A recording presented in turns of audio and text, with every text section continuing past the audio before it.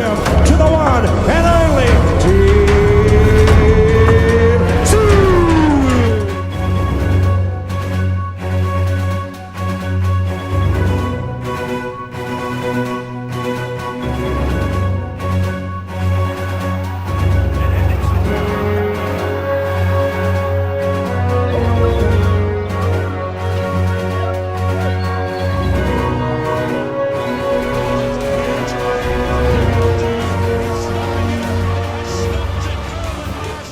G'day guys, how are we? Welcome to Talking Boxing. It is Monday, May the 6th, 2024, and as you can see here, it's just a little bit different setup to what I normally have. I'm actually on the couch at the moment in my lounge room. I've blocked the back out after the last couple of watch-alongs. I don't think it looks overly great, but we've got a two-pronged show tonight. So we've got Talking Boxing, of course, but it is also fight night. So Jason Maloney, I've got the card here. It's actually started about an hour ago.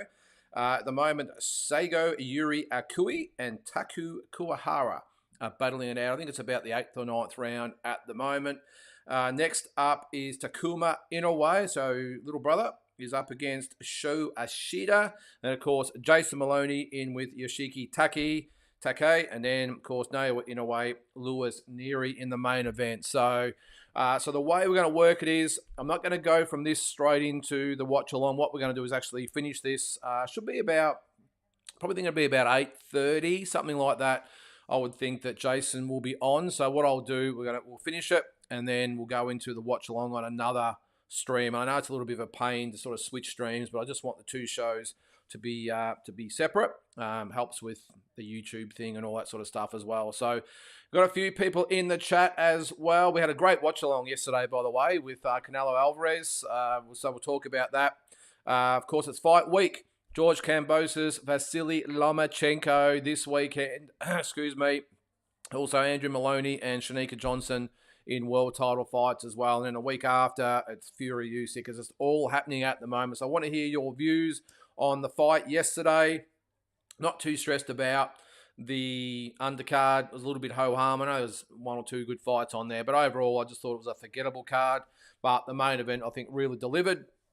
Canelo Alvarez, I thought wound back the clock a little bit. I know Munguia probably made it probably a little bit easier for him, and the fact that he came after him. So Canelo was able to get his distance, get his range, really set himself and counter Munguia. So it was a great performance by Canelo. Let's see. Well, here we go. We have to start off with a footy comment, do we? Kyle Champion, Dacos, Magic never fails. Well, yes. I'm not going to go too much into that. He's referring, of course, to the AFL. Collingwood, again, 11 home games in a row. Carlton have lost to Collingwood, if you can believe that. I know they both, all the games are at the MCG, but I'm one for stats. And Collingwood have beaten Carlton in Carlton's last 11 home games. We haven't beaten them in the Navy Shorts since 2012, if you don't mind. So anyway, and Peter Dacos, I think he's got to have a bit of a look at himself. Didn't carry himself too well after that. Big J's in the chat. Anything you want me to ask George or Loma on Friday? Okay, all right. Well, that's awesome, mate. Well, of course, we want the keys to victory. Probably might be a little bit hard to ask George. How does he expect the fans to think he's going to beat a great champion like Lomachenko? I'm sure he's got all the reasons in the world, and I'm sure he'll make a great fight and put on give a good account of himself. Going to be tough, so that's probably what I'd ask George. What is he going to do that only a couple of the very best fighters have been able to do? I know Teofimo Lopez was one of them, who George obviously beat, but again, as they say, styles make fights. So I just want to know, without giving too much away, George's view on what does he have to do to take away Loma's strengths. And we know he's got lightning fast hands, brilliant footwork. I don't call him the Matrix for nothing. He's got a great kit of punches, doesn't waste punches. So, and he's a southpaw. George obviously has struggled against southpaw. So what is George's view on how he's going to win this fight? How is he going to convince the boxing fans out there that he can win? And Lomachenko, I mean, you can ask him the normal questions, mate. How does he like Australia? How does he like the weather? Has he held a koala? I think he has. Has he patted a koala? Patted a kangaroo? All that sort of stuff. But ask him if he's been fishing yet. Probably not. But anyway, I'm sure you'll think of something, mate. Still with Big J, the chump can have 10% as is the B side. That leaves you 40% as a content provider at Ryan Garcia. Looking forward to that. We'll keep going with Big J. He's on a roll. Side note, my daughter, not Ava, her sister, we're looking for a ladder for work. She said it needs a high weight rating because I'm big and fat. Come on, mate. That's not real. With the disrespect, exactly. That's right. We're going to race through the comments here tonight. So anyone... is that anyone know that Tszyu had a fight in Texas over the weekend? Got up with a 4th round TKO. Shake off the cobwebs. Obviously, her opponent had a record of like 5-19-2. I didn't know that, Big J, and that's probably why there wasn't a hell of a lot made of it, I wouldn't have thought. But I just think now we've got Shannon O'Connell, I think, fighting this weekend. Why not get these two ladies together? It's been 10, 12 years, whatever it's been in the making. I don't think either one of them look like they've got a lot of massive big fights left in them. It'd be interesting to see if they would be interested in actually getting it together for one last swan song. I tried myself to get this fight to go ahead about 9 years ago. I thought I offered some pretty good money, but wasn't enough. And we couldn't get the job done. But who knows? As I said, like Susie, she's in her 40s now, and so is Shannon. I just don't think there's a lot for either woman out there down the track. Hopefully I'm wrong, but why not get it to go? They can both make some really good coin at the other end of their career. Big J again, Maloney in for a hard fight tonight. He will, mate. He will. I think, am I reading the comments backwards here? They've come up backwards. I'm not sure what's happening, but anyway, we'll keep going through them. Are you coming to the Wayne on Saturday? Yes, I'll be there, mate. The chump and I are prepared to do the sit-down face-off on Saturday. It'll get 1 million views. It'll take 50% of the revenue from the video. Okay, mate. Done. If you can get that done for sure. Now, maybe have I got, I think that's all the comments we have at the moment, is it? Must be. Oh, no, we've got a few there. Big J again. Mate, you must have got in early tonight. Jay looks like Japan wants control of the, Japan looks like they want control of the 118-pound division. Well, they've got a lot of fighters there, haven't they? Ian Davenport, how you going there, mate? Hit the like, y'all. Yep, all good, mate. I've got to go to pub, see if they are playing it. If not, come back for the commentary. Woohoo. Yep, all good, mate. I was waiting for this one. Dacos, what a little champion he is. Well, mate, look, I can't dispute that.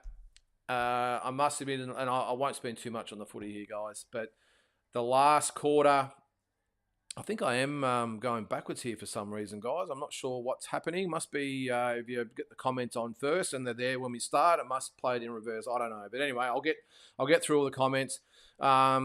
You've won 9 out of the 11, Peter, but you've won the last 11 home games. Our last 11 home games. We have beaten you. We beat you last year, and I think in 2017, and that is it.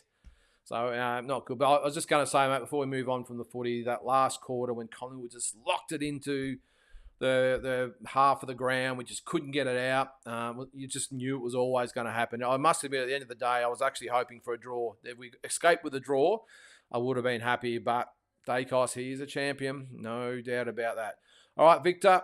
What do we got there? It's weird Japan banned Nira from fighting in the country, but once his fight was going to be made, they opened the country for him to fight. Very, very good point there, Victor. They did. He's had some drug issues or testing issues over the journey as Neri. So I'm not sure what's going on here, guys, why it's going backwards. But anyway, are you going to be streaming Inoue versus Neri card now? Inoue, I think, wants full revenge for what Neri did to his countryman Yamanaka, overweight and on steroids. Yeah, we will be going, as I said, Victor, we'll be going at about 8:30, I think. So we'll get as much done here as we can. And I'll go into the next stream, which will be just Jason's fight and Inoue's fight as the main event. But I'll keep you updated here. This fight's actually just finished. I'm not quite sure who's won. I've been going back and forth and trying to set up. I'll let you know once the decision's announced here. But Japan, they're such a great crowd over there. They really are. They, they all clap, almost like golf claps, a loud golf clap. And, the ring girls are really classy and they're just a very, very respectful country for boxing. But make no mistake, when you get them in there, of course, they're killers. So, but yeah, about 8:30, mate, I will be going live with the watch along. Yes, Peter. Okay. Look, Peter, one last thing on the footy, mate. I know Carlton supporters can be a little bit how you're going as well. But Collingwood supporters, mate, they are the worst. I've been to every single game and watched been alongside every single supporter. And I hate Essendon more than anyone, but I tell you what, Collingwood supporters take the cake. Every time that Carlton got a free kick, you thought that had the throats cut and the whole competition was against them and pissing and moaning and carrying on, Peter. But anyway, they got the result, so good on them. Yes, St Kilda 1-2-3. I'm doing the watch along tonight. Yep, at 8:30. There's Asbot. G'day to you too, mate. Asbot says, split on Loma Kambosos. I want George to win, of course, but I don't want Loma to lose either. Yeah, I must admit, mate, I'm a little bit the same. Look, I'll obviously be going for George, obviously being the Aussie. But look, I admire Lomachenko, but I'm not totally starry-eyed like a lot of people are with him. But he's, as I said before, there's no coincidence they call him the Matrix. And I'm not sure whether I've actually mentioned on here before. I'm sure I have. I always talk myself up a bit. But when we went to America in 2015 with the twins, Jason and Andrew both sparred with Lomachenko at Garcia's gym, the Robert Garcia Academy in Oxnard, California. Jason, I think, might have sparred with him 2 or 3 times.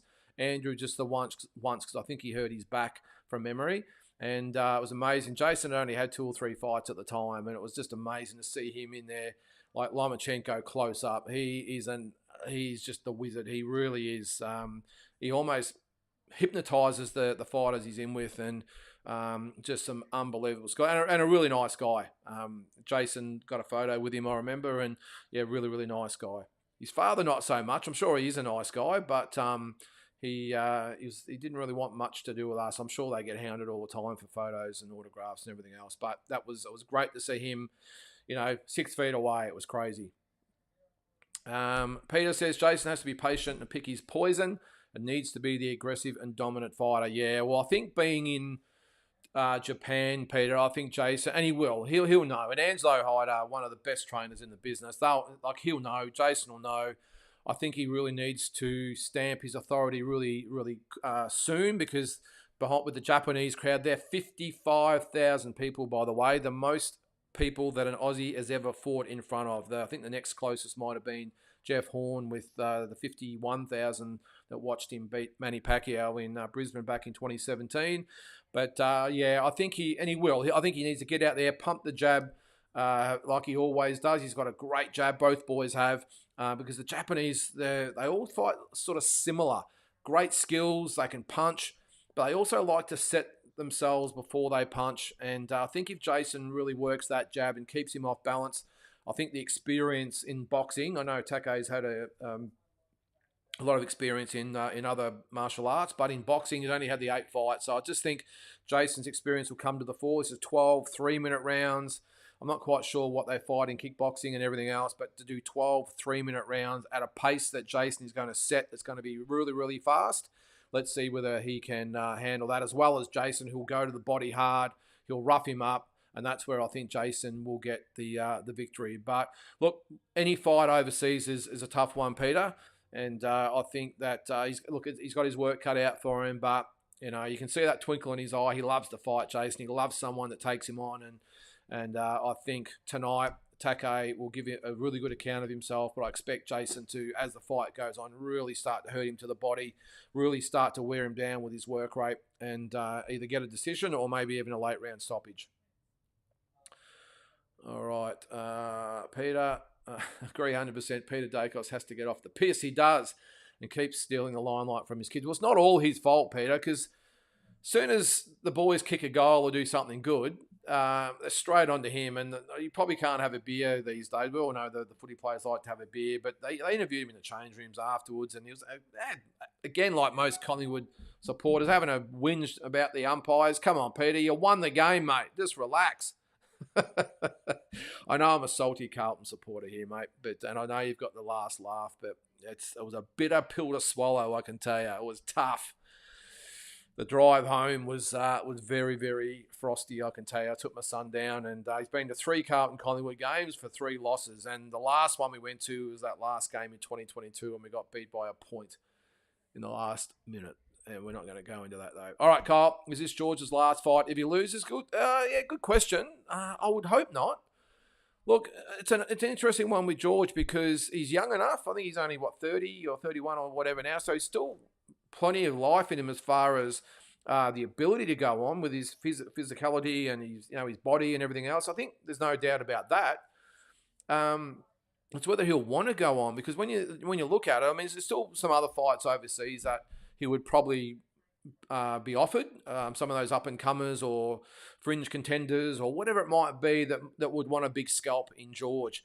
I don't think he would want to come back to Australia. So if that didn't happen, I just don't think he would want to come back to Australia and fight the Liam Wilsons and those I'm not sure, Sam Goodman's a bit light, but you know what I mean. I don't think he's gone way past the Australian scene, and I just don't think he would want to come back to Australia. So it would be totally dependent on whether he had the big fights overseas, Kyle, and money talks, doesn't it? But as I said, I think there'd be plenty of options for him over there. And who knows, there might be a Shakur Stevenson or someone that wants to prove a point. It might be a Davis, could be a late replacement. You just don't know. And I just think no matter what happens on Sunday, I just think he's got way too much to offer still to just give it away because he's had a loss. I don't want to. That's one thing I don't like about boxing, where if you lose the fight, that's pretty much over.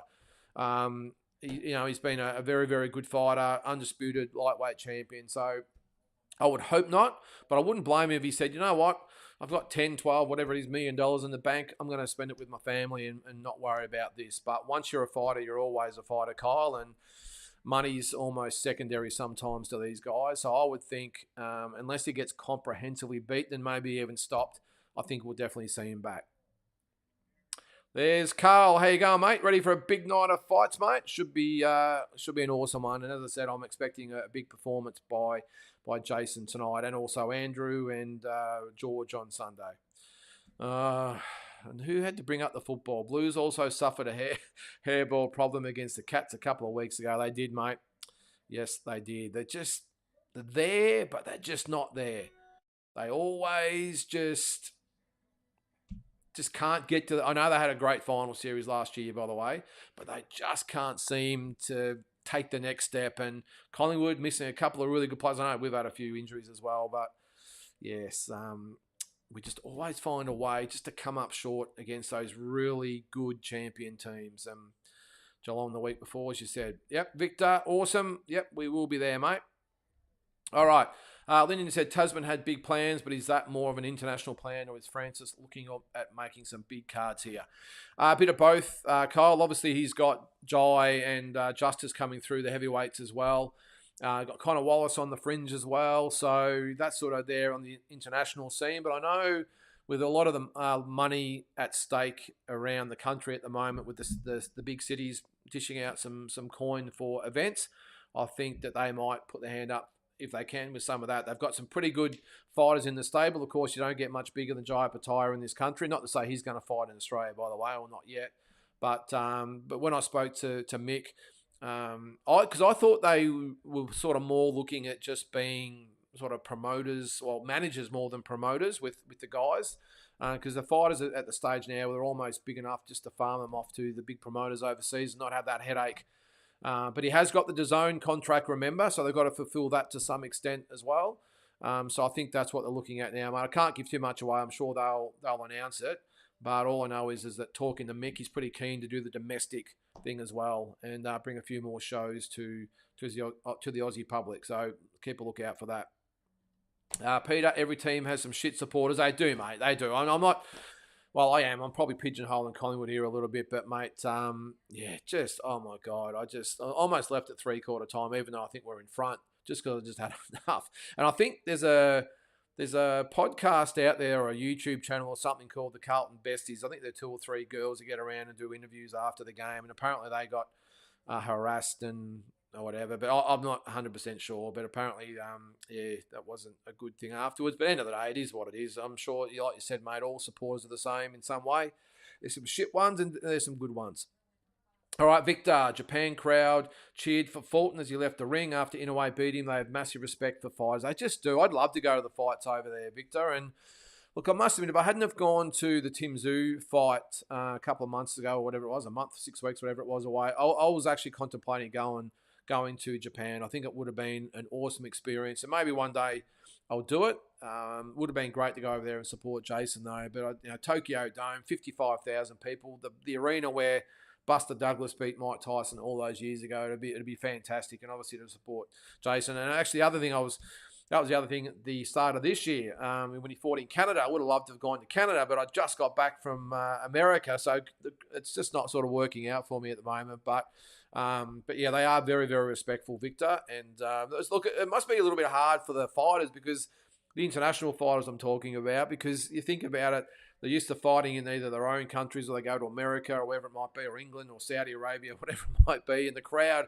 well, Saudi Arabia is probably a little bit similar to Japan, to be honest. I don't really know when to cheer and when not to, when to clap and not to. But coming from America and the way their crowds are over there, and then you get to Japan and everyone sort of, with the little golf claps. Imagine coming from England, where they're absolutely ferals over there, and then you go and fight in Japan, where they're giving you the golf clap. But I'd love to get over there, Victor, and not just for the boxing. It looks like a beautiful country as well. All right, Kyle, Liam Wilson, Dana Coolwell, is now the time to make the fight. The next no limit card is June 19, I believe. It makes perfect sense, Kyle. Absolutely perfect sense. But will it get made? Well, we'll see. The only thing I will say about that is, I think I've said here when we interviewed Glenn Jennings in the States, he had that little twinkle in his eyes when he said, mate, there is plenty of guys here in Australia, not plenty, but there's a couple of guys here in Australia that we would love to fight, and the option is there. So maybe, just maybe, because Dana's not with Tasman anymore, is he? He's with Icons, I think it is now. So it's quite possible. Be a good fight. Who else is there? There's just trying to think. Well, that seems to be the best fight anyway. Oh, Peter, that's a big statement there. Coolwell beats Wilson by stoppage. Okay, I'd still put my money on Liam Wilson, to be honest, Peter, but it would be a great fight. Bill, how you going there, mate? How can I watch tonight's fight? You can buy it on Main Event if you want to watch it, or you can watch my watch along after this, Bill. And I'll put the link in the chat before we go too, guys, in case you want to switch over as the next fight. Actually, who won that last fight? I didn't even take any notice. Where is it? I don't think it's been updated yet, or has it? Yes. Seigo Yuri Akui with a unanimous decision over Taku Kawahara, in case you're wondering. So up next is Takuma Inoue and Sho Ishida. So what is it now? About 20 past 7. You'd think, yeah, about 8:30. So, mate, yeah, that's probably the only way. Look, unless you want to chance it and go for an illegal stream, which I wouldn't recommend. But, mate, I will be doing the live watch along here if you just want updates, and unless you want to get on and watch it on Main Event. I will say, I don't know. Is it pay-per-view? Should be. I know Jason's on the card, but I would have thought if we got the Liam Wilson, Oscar Valdez card for free, I would have thought this would have been free. But and actually, on tonight's telecast, one thing I will say before we move on. Now, this is a top rank promoted event. Now, all the money that's gone into this, all the money that's going to be made from this, and the commentators are sitting in a studio in America. I don't like it. I think it's piss poor. I think the least they could do is fly. It's is it Nico Walsh Ali and what's her name? Her name escapes me. She's a Christine Ponce or something like that. Doing it from a studio in America. Come on, Bob. You got all the money in the world. You couldn't fly 2 or 3 commentators over to Japan for the week. Come on. That's it just loses all the atmosphere when you're listening to 2 commentators in a studio. May as well be doing it in the bedrooms. Fair income. Victor, again, I wish they could have, what's that there? I wish they could have set it up so David Benavides went to the ring after the fight like Triple G did with Canelo. That would have been a great promotion. Yeah, well, they did have a little bit of to and fro outside the ring, didn't they? I did see, that Canelo, beckoned for David Benavides to get in the ring. I mean, it's pretty easy when you know he's not going to do it, isn't it, with Canelo? And David Benavides didn't really do a lot. I think the guy beside him probably did more by holding up his shirt. I think he had a David Benavides shirt on there, and David Benavides has pretty much stared Canelo down with a little bit of a smirk on his face. So, look, he's fighting in June, is David Benavides. So I'd be really surprised if they backed him up for September. I've got a feeling it's going to be Edgar Berlanga, Victor, and maybe Benavides in next May. a year away. It's anyway, but would have been good, Victor, for sure. What do you think the next percentages will get Canelo and David next? Yeah, sorry, I did just answer that. Yeah, percentage 20%, 15%. I just don't think it's on the cards at all, Victor. Look, I would love it if, I'm not sure of the contract situation with David Benavidez' fight coming up in June, but if he had the option to break the contract, if Canelo Alvarez said, I want David Benavidez in September, I'm able to break it. Now, look, end of the day, the money that Benavidez versus Canelo would make, they could probably pay the opponent a couple of $1 million just to go away. So that could happen, but that's what I would hope. But yeah, I just don't see it happening in September, Victor, but I think it could be this time next year. Look out, Jai McAllister. How you going, mate? Did you see Malik Zinad fought Pamplona on Nikita card? Is the replacement opponent for David Bivol? Good opportunity for him. No, I didn't, Jai. Thanks very much for letting us know about that. Well, that is a turn of events, isn't it? That's going to be a good fight. I think I would still back Dimitri Bivol, but that is a good replacement. Thanks very much for letting us know that, Jai. I'm assuming you're in Perth at the moment or close to it. But no, that's awesome, mate. That's a good fight. So now that is on the same card, I'm assuming. So the 5x5 will still go ahead. I assume that Deontay Wilder might be, and the Zhilei Zhang fight might be the main event, but would Bivol still be the main event? I'm not sure it would be, would it? Maybe they'll just put it on the undercard of Zhang and Wilder. But let us know there, Jai. Thanks very much for that info, mate. That's good for everyone out there. Speaking of your nemesis, a Big J. You wouldn't believe that Nico Ali Walsh is in commentary for the Inouye card for Top Rank. His career buggered already. Yeah, well, has he fought since he lost Big J? I'm not sure whether he has, but here we go. Evening Chump says Big J to Jai. Jay, groans set yet. Well, I'm sure he'll answer that. We'll keep going down the comments there. Dempsey became missing from Fighters Matchroom website. Has that let him go? I did hear a rumor about that, Kyle. I did hear a rumor that they'd let him go. But I haven't seen anything that actually confirms it yet. But I did see something or hear something about that McKean was gone. But it's an interesting one, isn't it? Because I know he got beat by Hergovic, but it wasn't like a bad loss. I know it was at the last round he got stopped, so it wasn't a bad loss. I thought he did okay. I mean, I think he was a little bit out of his depth at that stage of his career, but I thought he was okay, and he hasn't fought since, so it doesn't make a lot of sense to me. There's got to be something underlying. Maybe there's been a contractual dispute which has kept him out of the ring, and now it's come to fruition now that him and Matchroom have parted ways. I did see the other day also that Chantel Cameron, who beat Katie Taylor, who was looking for the rematch, has just severed ties with Eddie Hearn as well and signed with Queensberry. So that was interesting. Now, will we see the third fight between those girls as well? We'll see. But, yeah, nothing confirmed as far as I know yet, Kyle. And there is Jackie Dilks. How you going there, mate? Big week of boxing ahead. Has been a great little period for the sport. Yeah, and more to come, mate. And I'll see you on Saturday or Friday, whatever it's going to be. There's Jules. How you going, mate? Did Jai McAllister just enter the chat? The fantasy fight just got real. Yep, I'm sure they'll sort it out. If Ryan Garcia's B sample comes in positive, will he a slap? What's that? Will he get a slap? Will he slap with a ban? Yeah, I said the other day, mate, I'm just sort of reserving judgment on Garcia at the moment. I just want to see if the B sample comes back positive. Well, he deserves what's coming to him, doesn't he? And I'd be really pissed if that's the case, because I think he got so much respect, and from the Devin Haney fight, it would be a huge blow to his career, wouldn't it? And would undo all the good work that he's done. So yeah, and probably would probably make it hard for him to get big fights down the track. I mean, Devin Haney's already said that he doesn't want a rematch with Ryan Garcia. But whether someone else will take the chance with weight or PEDs, whatever it might be, remains to be seen. Let's hope. Look, I'm really hoping it's negative, Asbot. I really am. I'm just hoping it was a false positive. But sometimes with the smoke, there's fire, isn't there? All right, Big J. He says to Jules, don't get too excited. McAllister hasn't got the gumption. That's an interesting word, Big J. We'll have a face-off at the weigh-in. He'll go running scared. It did pretty good, Nick, when I saw him, Big J. I'm not being mean, but I think he might have a certain level of fitness on you at the moment, Big J. But anyway, we'll see, won't we? Yeah, Peter, that Carlton podcast is BA. It's Blue Abroad, that is. So if you're a Carlton supporter, then check it out, the Blue Abroad YouTube channel. Jai says, easy work. I like it. All right, Victor, boxing drug tests are like one big drama-filled soap opera.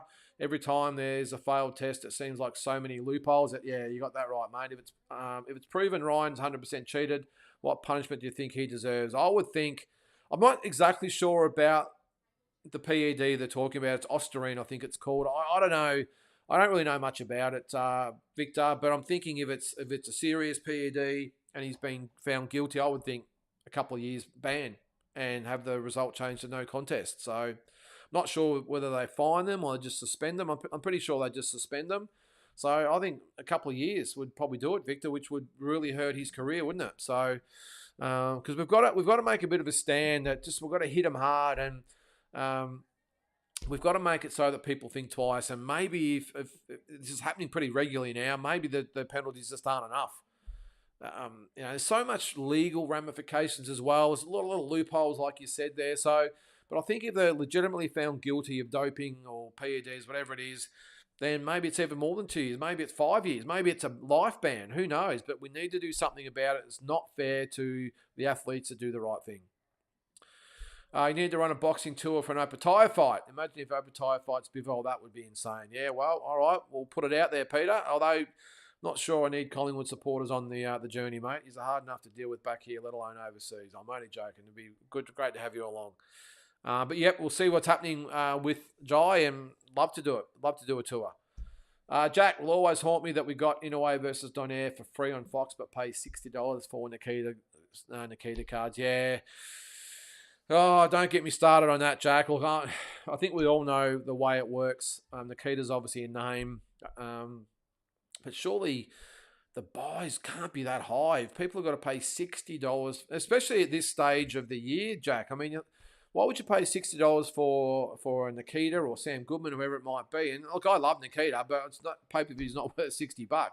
So why would you pay that when you've got so many great cards coming up that will just been or coming up soon? If you're looking at, as we've got a knockdown there in round, is that round number 1 of Inouye and Ishida? Yeah, why would you spend $60 on a no limit pay per view when you can?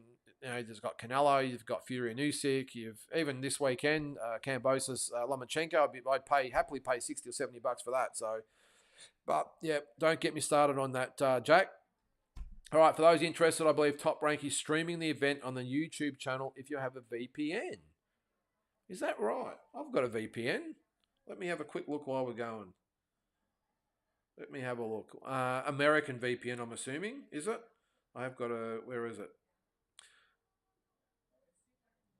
All right, let's see. I'm going to join up as we're live on air there, guys. I'm going to attempt to connect to the Top Rank YouTube page, and we'll see what's happening. Better not be though, Jules, because I paid for this card. So, all right, let's have a quick look. Top Rank. All right. No, that's not it. Oh, sorry. Oh, hang on. That's no, in a way. No, it doesn't look like it, guys. That's weigh-ins. I can't see anything about it there, guys. So yeah, maybe don't look at it. Live. No, there's nothing on there at the moment that I can see anyway. But give it a try if you want to. That's fine. Carl says the Maloney brothers versus Goodman. Why not? If not this year, next year, well, it'll be Jason. He would have to go to 122, or maybe they do a catch weight or whatever it might be. But yeah, I don't know. Well, good. I think just Sam Goodman's got to do a lot more, I think, to get a fight, say, with Jason. Jason's, he's done the hard yards. He's won the belt. And Sam Goodman is as good as he's been so far. I just don't think he's worthy of a Jason fight, let alone an Inouye fight. I think he needs... Look, actually, he's had a couple of good wins, and I'm sure he will get a fight with Inouye, but I just think Jason, at this stage of his career, would be more interested in the big fights overseas. There's Ronnie Picken. How you going there, mate? What'd you say? That was the first thing that struck me, Lyndon, when the program started. And all due respect, they had the B team commentary on. Pretty poor effort for such a promotion. Yep. Would have cost them, even if they flew in first class, Ronnie, probably would have got away with the whole event for 50K. And when you're making millions, what's 50K? Yes, Peter. Jason beats Goodman. Levels. I like it. Exactly. Hey, Carl, Andrew Maloney's too small for Sam, but Jason Maloney would tear him a new one. Just my opinion. I agree with you there, Ronnie. Chantel Cameron left to fight Katie Taylor on the potential second Matchroom Queensberry card, which will hopefully take place in quarter 4. Okay, well, that's cool. That probably makes sense. Yes. Okay, Big J with still putting out the taunts to Jai. Heard Big J is going to request a rehydration clause in the contract. Yep, that's cool. All right, on the serious business. Trevor Taylor, how you going there, mate? Sent an interview with Keith Thurman on the weekend. He's on the mend and progressing well. Hopes to be back by November, December. Could he still be a viable proposition? Oh, I don't think so, mate. No, I don't think so. I'm just not sure he can be trusted, Trevor. He's been injury prone. Look, I don't know. Look, if PVC or whoever it is says, whether it be Tim or Fundora, whoever, you've got to fight Keith. Oh, look, I think the only reason Keith Thurman got the fight in the first place with Tim and the first pay-per-view was that he was pretty much the only one of any note available at that time. You got to remember, was it late March? So I just think there wasn't maybe many other fighters of the A graders that were available, and they needed some sort of name for the card for Tim, which is why they dragged out Keith. I just think they'll, unless it's absolutely like a replacement again, or whatever it might be, I just think he'll be put on the shelf and maybe made to earn a shot back. But weirder things have happened, haven't they? On Garcia, even before the results of the drug test are considered, I still find him missing weight the way he did a bitter pill to swallow for a title fight like that. Yeah, I do agree to some extent with you there, Jules, but he did play the system. All that was in place that if you miss weight, it wasn't for the title and you had to pay a fine. So they only put if $1.5 million is a bit of a hand slap, then to those guys, I suppose it is. But he played, I do agree with what you're saying there, but he played the system beautifully. He said, well, okay, well, I don't care about the money and I don't care about the belt. I'm going to come in 3.5 pound heavy and let's go. And really, I don't think many boxers have really ever thought of that before, have they? Of actually deliberately coming in over, so you're not fighting for a title and you're going to lose $1.5 million and you're looking at the bigger picture of actually just getting the win rather than worrying about the belt and the money. Because as I said, I don't think many boxers have ever contemplated doing it. Maybe one or the other. Maybe they don't care about the money or they don't care about the belt, but not both. So, I'm with you there. It wasn't a good look. And I don't think he did himself any favours in the eyes of a lot of people. But, again, he played the system beautifully. Andrew couldn't go up 2 weight classes. It's a lot of weight at that level, Kyle. It's a lot. It's a lot. Look, maybe if the money was there, who knows? But there's not that money in Australia, mate. Andrew's got heaps of big fights at super flyweight still there for him if he wins on Sunday. So I just don't think Sam Goodman will be even someone he would consider. Maybe Jason, but I don't see Andrew even considering it. Tszyu versus Thurman in Australia. I just want Tim to humiliate him. Yeah, well, good. I wouldn't mind it either, but I don't think he's on Tim's radar anymore, mate. But we'll see. Garcia said he had never heard of Osterine in the same video. 30 seconds later said he was on that drug. If he was on that drug, he would have made weight as it helps you lose weight. Yeah, well spotted there, Shamrock. We'll see, won't we? In trying to clear his name, he just created a motive instead. That's a good way to look at it, exactly.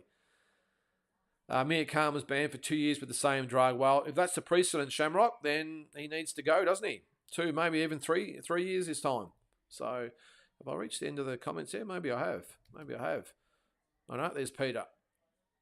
The Saudis don't care about the weight. They care about the best fights. The fans want to see the best. Well, they do, Peter. And that's what's been great about the Saudis. And not only, well, they've got the ability, of course, to be able to say, well, you're fighting him because money is not an option. They're the one thing that hinders a lot of the other promoters out there, even the biggest and the best. All comes down to money. They have to make a profit and they have to hedge their bets. And so, they can only afford to pay so much. So, whereas the Saudis, on the other hand, money is just, it just doesn't matter. You're fighting him. How much you need? How much do we need? He'd be saying to not Oscar De La Hoy's, the Eddie Hearns of the world, how much to get these two fighters to fight each other? Oh, mate, they're going to need probably 10 million each to really make it happen. I can offer them 5. They might take it or they might not, but the 100% guarantee they'll take it. Maybe we need to give them 10. Well, the Sheik or Excellency, whatever he's called, would just pull out the checkbook and actually probably just pull out the money out of his glove box in his car and say, yeah, okay, go make it happen. That's the luxury he has. So, and unfortunately, as much as promoters like Oscar De La Hoya and maybe even Bob Arum dig their heels and say no one's going to take over our turf and we're going to do this, and at the end of the day, they're all restricted by money, and the Saudis aren't. So they can dig their heels in as much as they want. If the Saudis really want to take over boxing seriously, well, no one can step in the way. It's as simple as that. What's up, Peter? Charlo fighting this guy in a tent. What was that? Did I miss that comment, mate? Maybe? Let me know. Thoughts on Kostya turning up in Thailand with Tim? A long overdue catch-up or something more after what happened in Vegas? Well, I don't think there's anything sinister in that, Jules. I did see the photos of both of them. Of course, Tim's in Thailand getting started on his training camp. I know Costa, the reason Costa, of course, didn't get to Las Vegas is because of the war over there and all the dramas attached to try and get out of Russia and maybe even get back into Russia. But I think purely with this, I think it would have been more of a matter, Jules, of both of them saying, look, we haven't seen each other for so long. Let's just make it happen. I'm in Thailand, and Costa might have needed a holiday as well and decided to get over there. But I got no doubt, having said that Costa would have his very, very strong opinions on what happened in Las Vegas, and he would probably want a please explain from a few people. He's obviously been there. You can't sort of tell him something he might not know because he knows everything. So there's nothing they could probably spin him that would make him believe there was, it wasn't a little bit of, what do you call it? I won't call it incompetence, but they struggled a little bit in Vegas, the team. And nothing would get past Costa. So Big J McAllister, all the fitness he wants, his glass jaw will end him. Opatai and Bivol will get 10 million each. Well, that's what it will take to get these guys to fight. You got to remember, Bivol, like he would still, I suppose, is he the A side? I'm assuming he is. He's got to go up. What is the weight?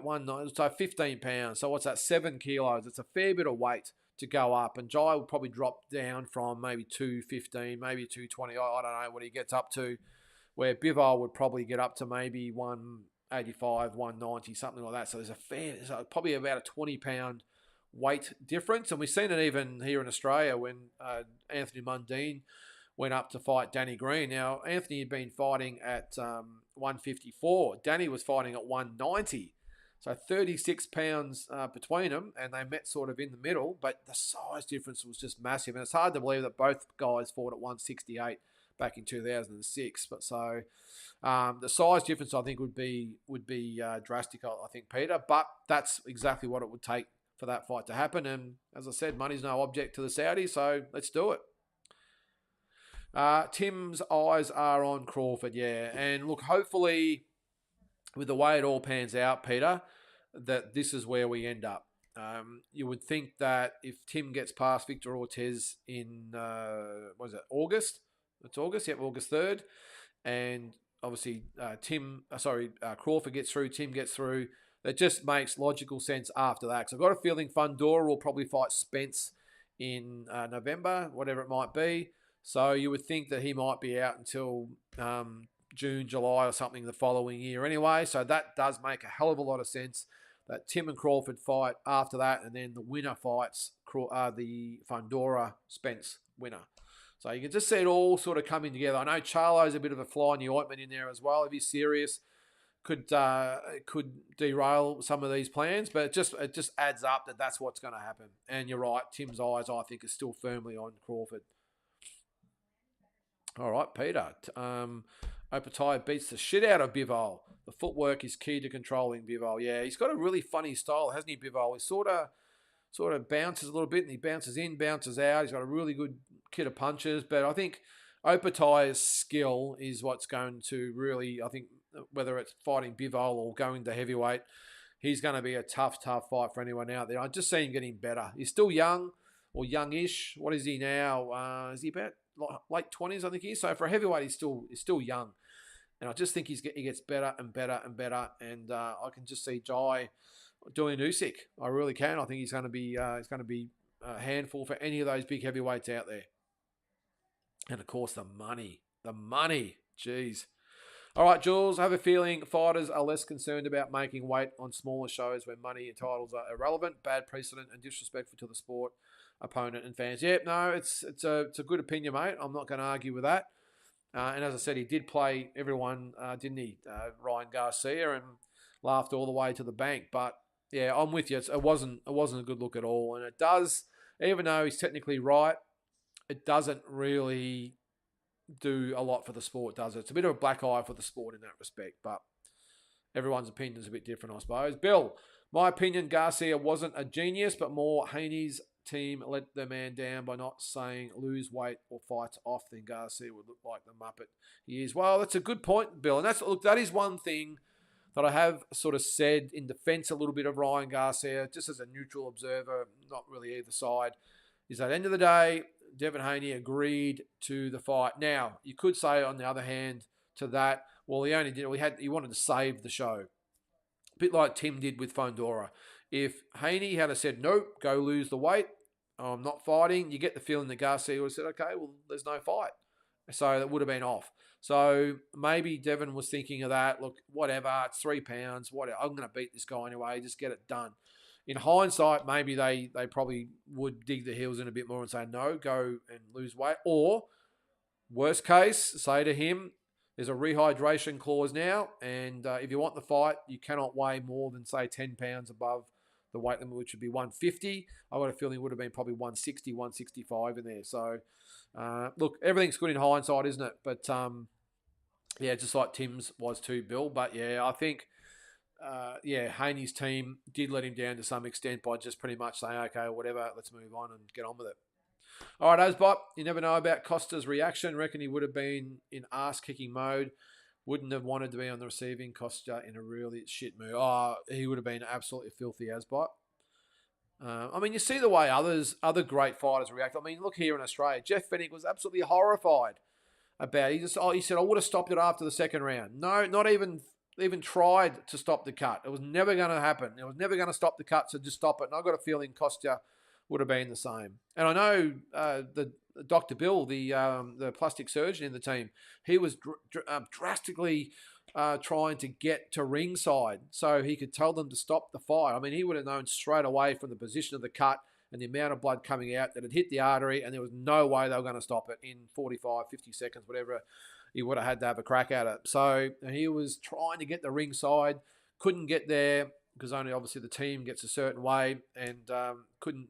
So it just poses the question, doesn't it? Did the team sort of let Tim down? Well, maybe they did. I don't think there's anything Glenn Jennings could have done about it. He's just a spectator at ringside. The No Limit guys are spectators, and Dr. Bill was at ringside as well. So. Yeah, look, everything's good in hindsight, but I think to answer your question there, Asbot, Costa would have been fuming, I think. Thanks, Peter. Opatai is 28. I was having a heated debate and wanted to get your opinion. Prime Kovalev versus Adonis Stevenson. Who would you have? Oh, geez, Victor. I won't ask who you went for yet. Prime Kovalev and Adonis Stevenson. Kovalev. If I had to pick one or the other, I'm picking Kovalev, and I've got a feeling just you've gone for Stevenson, no doubt. I think Kovalev. All right. Peter says, it was great to see Bill Haney humbled. He needs to learn he's not the fighter. Well, so do a lot of the fathers out there, Peter. I'm with you. It was good to see him maybe get a little bit humble, but I'd love to see, well, I mean, we saw it with Teofimo Lopez's father as well, didn't we? Will we see it with Tyson Fury? Although I must admit, John's sort of calmed down a little bit, but it's one of my pet hates, Peter, and I've got a feeling you're the same. I just hate when the father of the fighters get themselves involved. And even if you look at George Kambosos, Jim probably got a little bit too involved in George's sort of public relations at one stage, but I think he's really reacted well just to step back and He'd be tempted to, don't get me wrong. But I really like the fact that Jim's actually stepped back and realised it's about George, not about him. And I know he must get emotionally involved. It's his son, like all the fathers of the fighters. But I really like the fact that Jim stepped back. And as I said, John Fury stepped back a little bit as well. Let's see what it's like when they all hit Saudi Arabia, of course. But yeah, I don't like to see it, Peter. Just let your sons do their thing and step back. You know, I'm sure there's going to be a YouTuber out there that wants to interview the father on the side. That's great.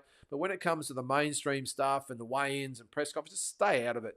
Just go sit down the back. We don't want to hear from you. We really don't. A little bit hard, I know, sometimes because they're the trainer. But I would think the fighters themselves would say, Dad, hey, look, this is not really easy on me. It makes it a little bit awkward for me. So just stay out of it. All right, Victor. Better Beav. Tearing his meniscus at 39 is terrible. Might not be the same. He's pulled out of it a lot of the last couple of fights. I really worry we won't ever see this fight. Well, yeah, that's a good point, Victor. I must admit, I didn't realise he was 39. I knew he was in his 30s, but 39. It's a bit like in the sports, whether it be football or I'm assuming baseball or what's the 76ers? Is that basketball? A bit like doing the hammy or the Achilles or something there, Victor. Or the calf or something. When you're that age, it's very, very hard to come back from. And like in the sports where you do a lot of running, if you do a hammy or a knee or your Achilles or something like that, it's very hard to come back at 39 years of age. So maybe it might be the same in boxing with that meniscus. I'm assuming it's in your arm, isn't it? I think, is it your bicep, isn't it? I think, or somewhere along there. Fill me in. If you know where the meniscus is, it's in the arm, I'm gathering, or shoulder. But either way, if it's in there, and obviously as a boxer, that might be akin to tearing your Achilles in a running sport. All right, Peter, the Kambosos upset was the greatest I've seen. Masterclass performance. Yeah, look, it was. I would still have it at number 2 behind Horn and Pacquiao. And before anyone puts it in the chat, yes, I think Jeff Horn won the fight. 7 rounds to 5. We won't get into that debate. That's for another time. But I still think Jeff Horn over Manny Pacquiao is the biggest or the best performance I've seen. I would definitely have Jeff Fennick's first fight with Azuma Nelson in there as well, even though it was a draw. I think we all know that Jeff won. And I would have Jeff Harding at number 4. I think I did do this on one of my videos. I hope I haven't mucked up my order there. I think Jeff Harding over Dennis Andrees was one of the most heart I've ever seen from any fighter ever. That guy, fair dinkum, the heart of Farlap. Any word on Bivol getting a replacement opponent? Well, there you go, Victor. Jai McAllister said before that he's fighting, what's his name? Zinad? Malik Zinad or Zinad Malik, whatever it is. So he's fighting him. All right, Sparkling Fob. How you going there, mate? Bivol's fighting, Mivak. Yep. Mivak Zina, whatever the hell it is. I believe that's his name. He fought on the Kyrgyz fight as a co-main. Yes, he did, mate. Let's get behind Kambosos. He's going to give it his all. Well, one thing, mate, I've said it on here before. Like him or not, you cannot begrudge George Kambosos, who just wants the big fights, and he's been giving us the big fights. 2 fights with Haney, of course, a Lopez fight. Now Lomachenko. Maxie Hughes squeezed in there as well for good measure. But just this guy, it's just all about legacy and fighting the best. And in this day and age where so many fighters are so picky and choosy about who they fight, breath of fresh air. And not just coincidence that a lot of other Aussies are in the same boat. So very rarely do you get an Aussie that avoids fighters. And yes, it probably comes undone every now and then, but I think that's why the Aussies are getting more and more respect out there now, because we'll just fight anyone, anywhere, anytime. But yes, get behind George on Sunday. Oh, there you go. I've just a bit of egg on my face there. The meniscus sits between the tibia and the femur. It's a leg injury. Okay, well, he's got to be able to overcome that, doesn't he, Victor? Protects the lower part of the leg from the shock created by our body weight. Oh, okay. Well, there you go. That's how much I did fail physio at school, by the way, with all the theory stuff. So there you go. Apologies for that. So you and your in the knees. There you go. So that's how much I know. All right. Everyone reminded me the meniscus is in the knee. Thank you there, Ross. Hang on, where's the Collingwood jibe tonight, Ross? We haven't seen anything tonight. You're going to give it to me? I'm just waiting for it. All right, Peter, I've watched the Horn Pack fight 3 times and agree Horn did enough to win the fight. I thought he won the first 6 rounds, Peter, if not 5 of the first 6 rounds at worst case. And I thought he won rounds 11 and 12. So for me, Peter, I thought that Jeff Horn won the fight. And I've done a video on this. Actually, I was doing the What's Your Verdict, and that was one of the first ones I did. And I just think Jeff Horn won the fight. Shouldn't come down to who's your favourite fighter and everything else. Who won the fight? I just think Jeff Horn won that fight. All right, George beating Lopez over Rose and Harada. Look, it's a hard one, Big J, because I know we know about the fighters, but we didn't see the fighters back then like we see them now. They're not on social media. They're not on YouTube. They're not, you know what I mean? Like, we don't see them on TV all the time. It's just a different time. So we're sort of going on the legend of those type of fights. So that's why it's hard to comment on them. But I think as far as they stand, Lopez was the undisputed 140-pound champion. Harada, I think, was he the same, or was he just the WBC? It might have been the WBC back then, I think, whatever it was. But either way, let's just call...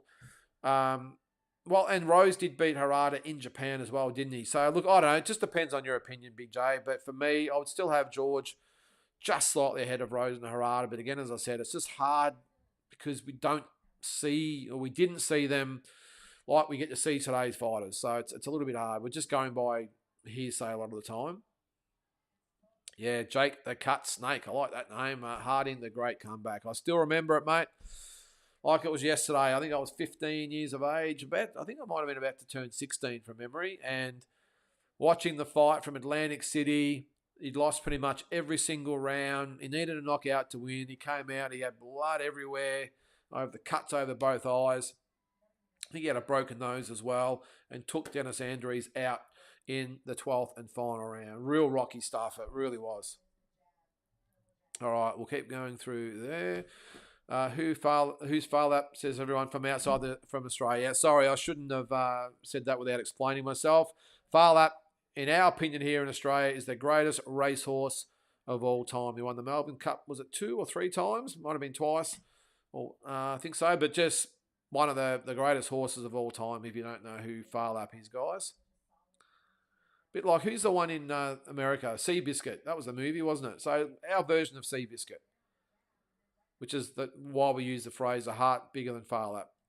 All right, the medial meniscus sits on the inside of the knee and the lateral meniscus sits on the outside of the knee. Which meniscus was it, Victor? Was it the interior or the exterior? Or what was it there? The medial sits on the inside and the lateral sits on the outside. Which one was it, Victor? I suppose either way it's been enough to put him out of the fight, hasn't it? So I suppose it doesn't really matter. But I think if it's a leg injury, I think you'll probably be okay.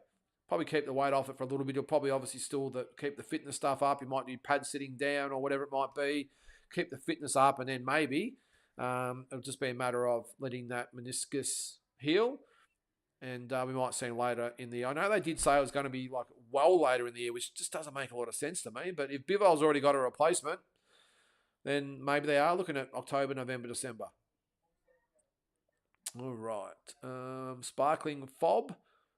Canelo said he'll fight Benavides for $200 million. I did see that. Isn't he the champ, and the champ has to fight? They're mandatory as a matter of the money. If not, strip him. Too much politics. Well, where do you start with all this? I'll call you Fob. Where do we start? Look, you're right. Technically, the champion is the champion. He has his ranked contenders, and I know all the sanctioning bodies give all the champion leeway because they've got obviously different mandatories they've got to get to. But I'm pretty sure David Benavides has been the interim champion, or if not the number one challenger, for about 3 years now. So you're right. Technically, they should be stripping Canelo. But again, this is Canelo Alvarez. The rules are totally different for the superstars of the sport. That's just the way it is. Isn't he? Is Canelo the franchise champion? I'm assuming he is. So that would probably make him, I suppose, being able to pretty much fight whoever he wants when he wants. So I'm with you though, mate. Look, on paper, 100% he should be forced to fight Benavides. And this 200 million business, that just shows me that he doesn't want the fight. There's no way that fight generates 200 million. I mean, that's probably a little bit more than what Mayweather got for fighting Pacquiao. So, and that had the most buys in history, 4.4 million views, plus the gate, of course, and sponsorships and everything else. So Canelo Benavides, I'm sorry, if you're looking at, I know they'll probably fill out T-Mobile Arena, but if you're looking at views, If the benchmark's about $1 million, they might do one. I would only think 1.2, 1.3 of that. So where's the money coming from? So he's in effect priced himself out of that fight. So I don't blame Benavides for throwing the hands in the air and saying, well, that's it, I'm moving on. So I'm hoping that's just tongue-in-cheek, by the way, there, Fob. I would hope that Canelo doesn't really mean that. He would know the fight cannot generate him $200 million. So, but it is the case, yeah, for someone I respect so much, I'd be very, very disappointed in that. Canelo fishing for Turkey's dollars. I don't think even the Turks would pay, or the Turk would pay that, Jake. I really don't. Ross, no, I'm one of the good supporters, Collingwood supporters. Yeah, you are, mate. I will give you that. I'm sure, though, deep down you'd be saying, suck that, Carlton. I can just imagine it. But it's all good, mate. Oh, jeez. Peter. Yeah, okay. Just to make your night. Thanks, mate. I appreciate it. All right, Jake the Cut Snake. What time is Maloney? About 30 minutes there, mate. I'll just have a look there. It's round. Hang on, I'll put my glasses quickly on there. Round 8. A little bit away from the TV. So round 8 of 12 of Inui and Ishida. I've got no idea who's winning. I haven't watched any of it. But, yeah, if it's around 8, I think about 8:30 there, Jake. So I'll put the link in here after this. And if you want to go watch the watch-along on this channel, then you can do that as well. Harada's undisputed WBA, WBC, so the ring belt was around back then, was it, Big Joe? I didn't know that. But yeah, okay, so undisputed. Well, okay, well, it's a good argument. But again, let's just call it a tie. The fact that George went to America to beat Lopez, who was one of the best pound-for-pound fighters in the sport, as did Rose, going to Japan and fighting Harada for the undisputed 118-pound title. So, look, it's a tough one. It all just comes down to opinion and what your measurements are, I suppose, on who is a better achievement. But when I did the top 10, I was amazed at how many fights I had to actually leave out. I left out Jai Patai's win over Marius Breedis, which I couldn't believe. It was probably out of that. I think I might have had Lester Allison one, Kill You is one of them. But that was a hard fight to leave out. And I had a few people remind me of that, by the way. Yes, Trevor, Harding Andrews, one of the best. As I said, I still remember it like it was yesterday. So much respect for Jeff Harding. And then when he got beaten by Andrews in the rematch, because I was actually at that fight. Again, I was 16, maybe 17 going to the fights. And I remember that. And he came back and beat Andrews in the rubber match for the WBC belt. And I think he ended up losing it to Mike McCallum. But yeah, very, very underrated fighter was Jeff Harding. He was one of those guys, not blessed with a hell of a lot of ability. He really wasn't, but he could punch and he had a chin made of iron. And just one of those fighters that we respect so much. So I'm glad you feel the same there, Trevor. I'll go down to the bottom there. I've skipped ahead. All right. I'll just go back a little. Oh, yep. There's Andy there. How you going there, mate? Yes, hit the like button there, guys. What do we got? 37 people watching at the moment. Let's hope we get a few more. We had some good viewers yesterday watching the Canelo fight, but I think they all just come on thinking it's going to be the live stream, and it's not. Just in case you're wondering, I'm not showing the fight or having any sound of the fight, so it'll just be me watching the fight. All right, Big J, Fail Up only won the Melbourne Cup once in the 30s. Also, he's as Aussie as Russell Crowe, just another bloody Kiwi. We'll count him as not. Well, I think he was born in New Zealand, but he was raised here in Australia and had all his races here, Big J. So, but yeah, good point. Damien has been a good card. Yeah, I'm glad you can say that, mate, because I haven't really seen any of it apart from the first few rounds of the first fight, mate. But yeah, it does look like it's pretty action-packed at the moment. All right, Jake the Snake, or Cut Snake, better be 40 and injured. Maybe he's finished. Yep. That was brought up before. 6 to 9 months recovery time for a meniscus surgery. Wow, it's a long time, isn't it? Well, no doubt. No wonder they've put it back nearly a year. Big J, how long has the Ring magazine been around for? I'd like to know that too, Peter. I know I'd only thought it had been around like 30 or 40 years, but obviously a lot longer than that. Axieman, Farlat participated in 3 Melbourne Cups, finished 3rd in 29, 1 in 1930, and finished 8th in 1930. Oh, that's right. In 1931, carrying a ridiculously high weight, which basically gave him no chance. Yep, that's right. I remember watching that in the movie. He was leading the race, and then the weight just got to him. And as I say, you can weigh down a train if you put enough weight on it. All right, Big J says, since the 60s, when the WBC split for the WBA in 1962. Okay, that's really good info there, mate. Thanks for that. Damien, Canelo will be fighting Berlanga next. Yes, I'm thinking that myself. What an absolute dud of a fight. I would rather see Charlo, and that's saying something. Yeah, I'm not excited by the fight at all, Damien. It's, not good at all, that one, mate. Thanks, Peter. Appreciate it, mate. I'm assuming you're going to go watch the fight, or you're going to watch me watch the fight. Thanks to Big J. All right. Andy, what do you got to say there, mate? WBC bows down to the Canelo dollars. Mando due, but Canelo got a pass for Munguia.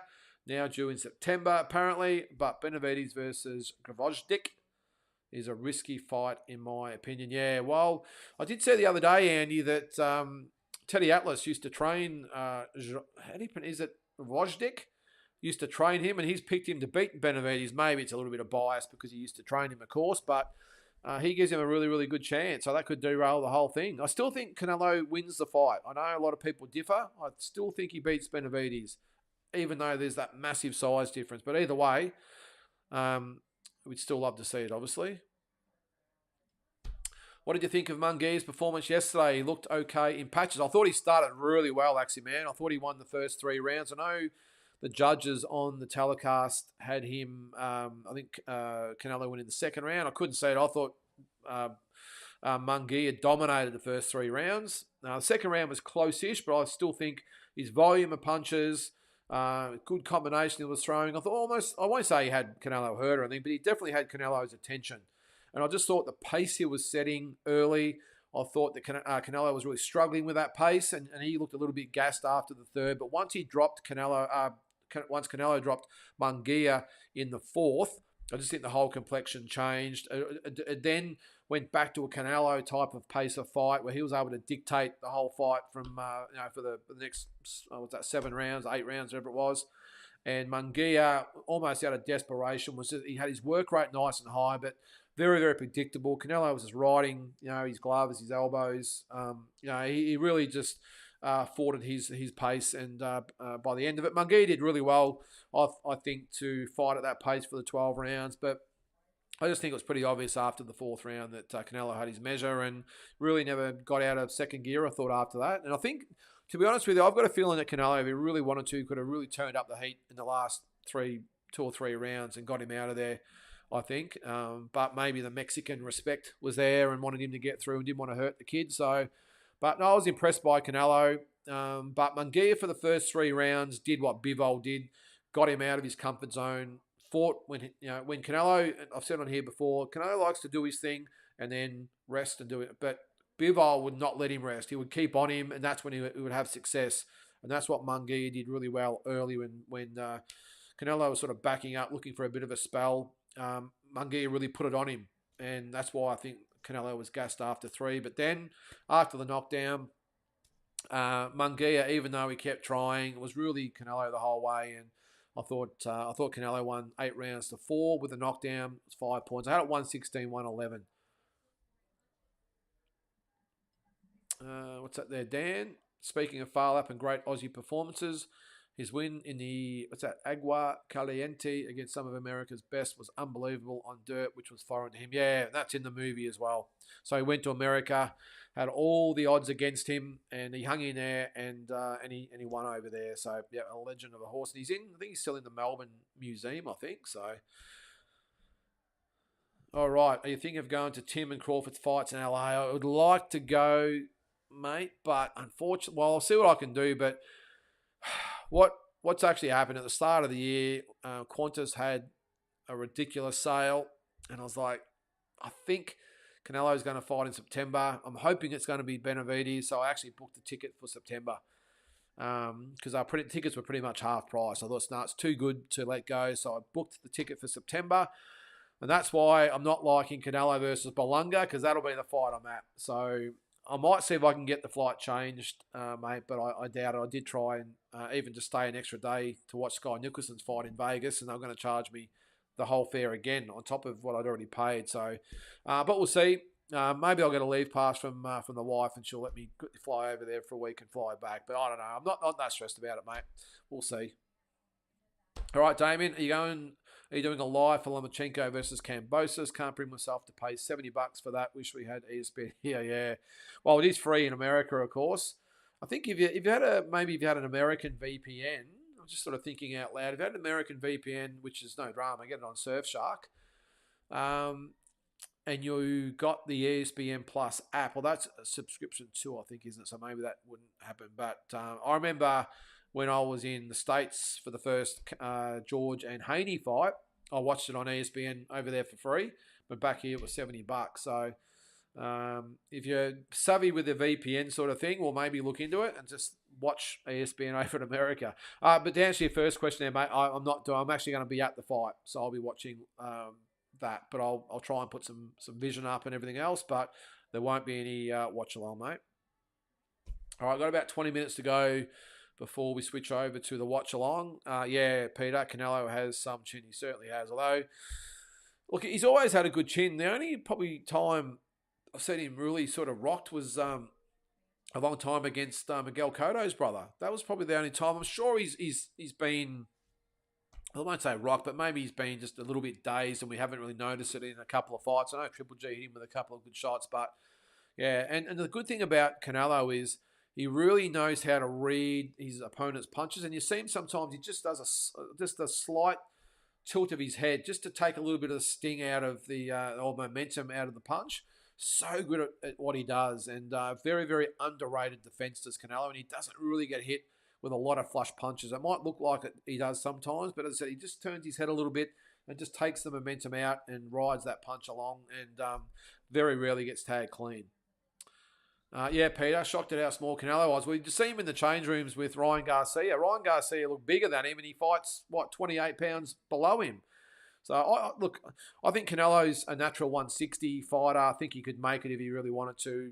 Again, I've said it on here a couple of times. I just think the fact that he's along the line of a Pacquiao, a Mayweather type of fighter who fights at 168 just because it's easy on him to make. He doesn't want to kill himself making weight anymore, and at his age and stage of his career. So, yeah, but what is he, 5'7.5", maybe 5'8"? That's how tall I am. So, yeah, it's amazing he's fighting guys that are 6 foot plus. It's crazy. Yes, Damien, look into it, mate. I'm sure there's someone out there that's tech savvy that can give you some advice. All right, Hanoi Tripper just joined. Is there any fights today? There is, mate. We're about to watch Jason Maloney and what's his name again? It is, where is it? Yoshiki Take. So that is up next. And then, of course, Naoya Inoue and Lewis Neary. So I will be doing, again, as I said, the watch along for that one. Mayweather rocked him. While volume of punches, he landed a lot, didn't he, Peter? It was just a masterclass by Floyd that night. Just an amazing fight. He made Canelo look second rate. And I know a lot of people said afterwards, he was too young. But he had 40-odd fights and was I think he was a two-time world champion. So, and Mayweather was 36 years of age. So I think a lot of people that knock Mayweather just tend to just leave out the facts sometimes. I just think it was a great fighter. And what he did to Canelo that night was just totally embarrassing him. Just like he did, probably not to the extent like with Pacquiao. The Pacquiao fight was a little bit closer. But he just had the habit, Mayweather, of making some extraordinary fighters look very, very ordinary. So... All right, Hanoi, what's that, mate? Seeing Costa and Tim in Phuket. Yep, certainly we're together over there, mate. Aximan says, if Jason wins tonight, do you think it's possible he might fight Nakatani for the WBC and WBO bantamweight titles? Try to get some revenge for Andrew. Well, it'll be a great fight. I think there's definitely a possibility there, mate, because there's probably no coincidence that they've got him over to Japan. I think most Japanese fans know him anyway. Of course, he fought Inoue, was it 2 or 3 years ago, whatever it was. So... But it does make sense. It really does. And, geez, what a fight that would be. That would be amazing. And, yeah, there would be the revenge factor for Jason. But I think it'll be an easy sell for the Japanese market. And, look, as long as Jason gets very, very well paid for the fight and those belts are up for grabs, well, it just makes sense. So, but the WBC, WBO, is that the only two? Has Nakatani got another one? Not sure he has. But yeah, that would be an amazing fight, mate. And I'm sure Jason would want that fight 100%. Have you heard of Cody, for those wanting to watch the fights? No, I haven't, mate. No, I haven't. But if you want to check it out there, guys, go for it.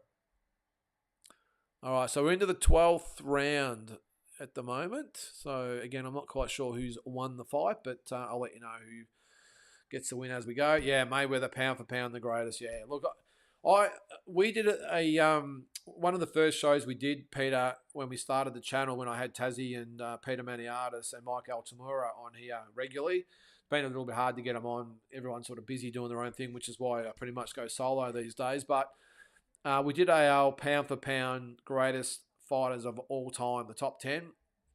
And I actually had Floyd Mayweather at, I think, 2 or 3. And I know I had the other guys sort of scoffed and laughed and carried on. But I really think, take out the personal dislike of him, I just think you look at his resume, you look at his style. I just think he compares. I think I had obviously Sugar Ray Robinson was number 1.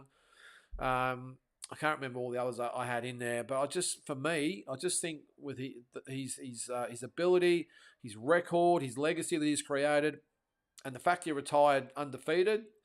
And before people say, oh, but he didn't fight him and didn't fight him. Well, these are the same people that say, oh, Rocky Marciano is one of the greatest heavyweights of all time because he went 49-0. Rocky Marciano's 49-0 was a very, very average, below average 49-0. It really was. Look at his record. Not a lot of big names on there, but all these people, oh, he was 40, but he was 49-0. Well, Floyd was 50-0 and fought so many current, former, or future world champions. It was ridiculous. So for me, Floyd, in the top 3 pound for pound of all time across all the generations. Now, I'm just waiting for the avalanche of what the hell are you talking about, but that's my true belief. It really is. I mean, we all go along the Sugar Ray Robinson route, but look, I don't think Sugar Ray Robinson was that much more physical or gifted than what Floyd Mayweather was.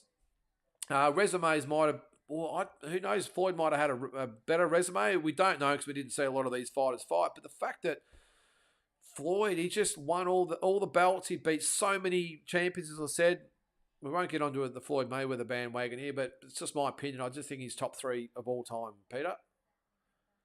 Hanoi, if someone has a single local fight in Oz, do they get a box rec status? I've got no idea how it works, Hanoi, with the box rec. I just think it's, well, whatever it is, it's flawed. Look at the pound for pound list in Australia at the moment, and it's just all over the place. I haven't even checked the world, but I'm sure it's the same.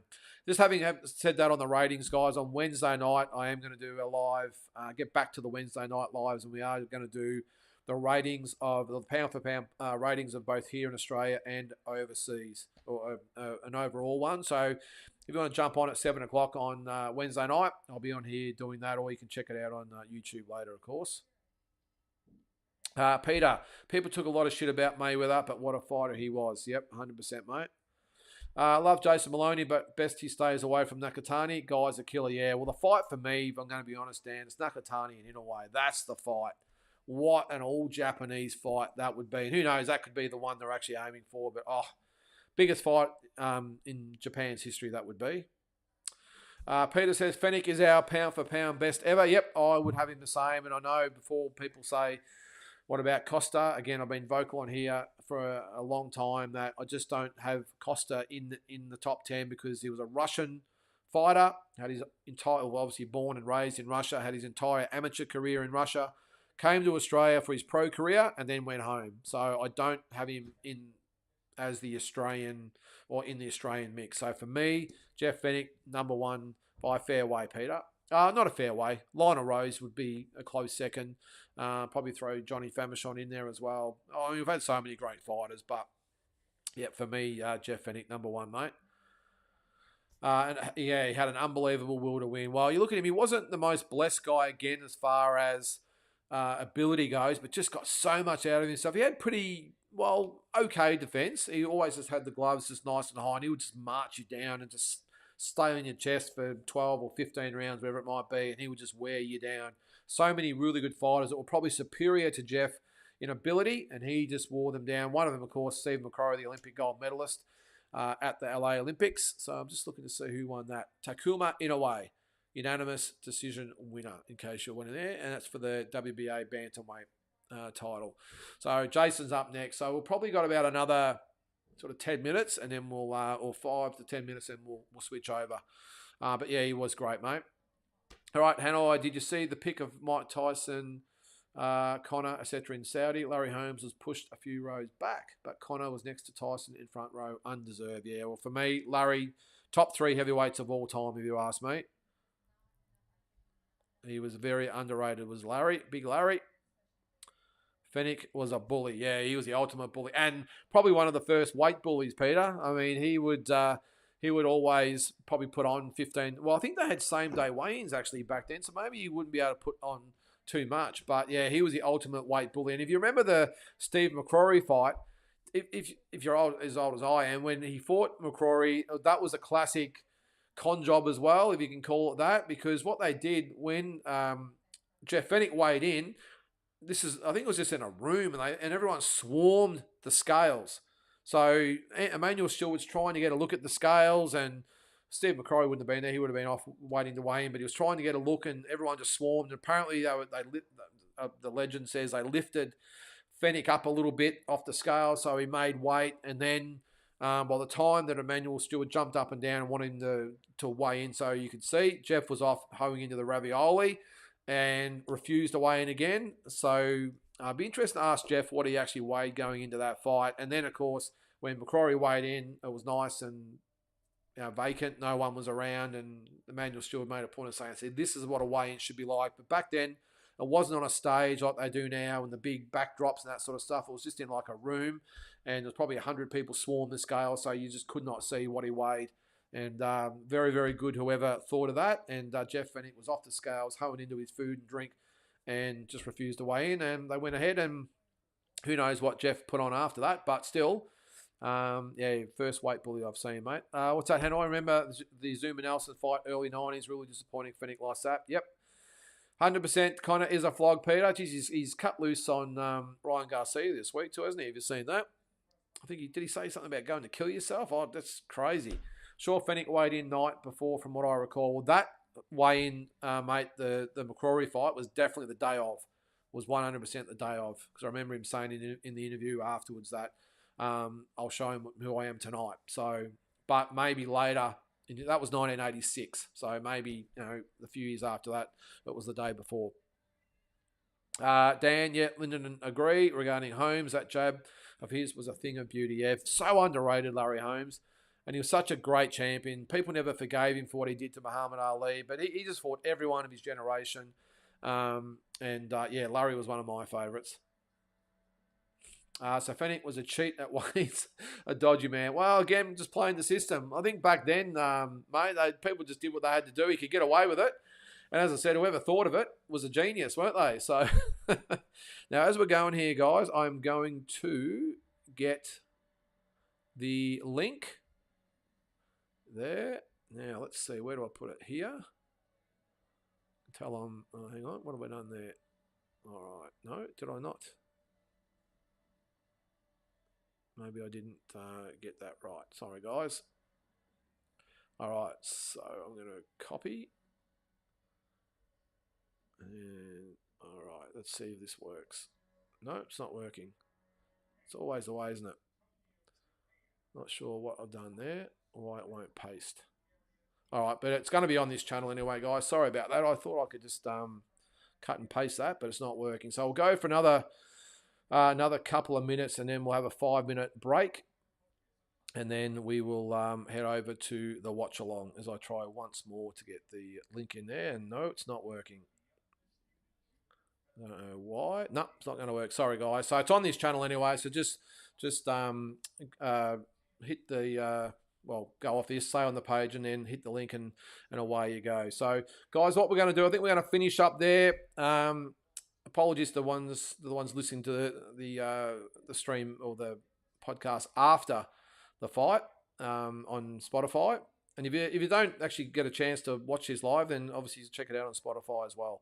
So I've got is that Inoue and Neary promotion going at the moment. All right, there's D-Style. How you going there, mate?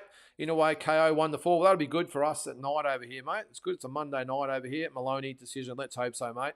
All right, so let's call it a night there, guys. Thanks again for everyone joining into into the show here. And if you've got nothing to do now and you want to join in the watch along, then switch over as I finish up here, and I'll give me about to 8:30, and we'll go live with the live watch along, Jason Maloney and Take, and then Inouye versus Neary. So thanks again, and we'll catch you in about 5 or 6 minutes time.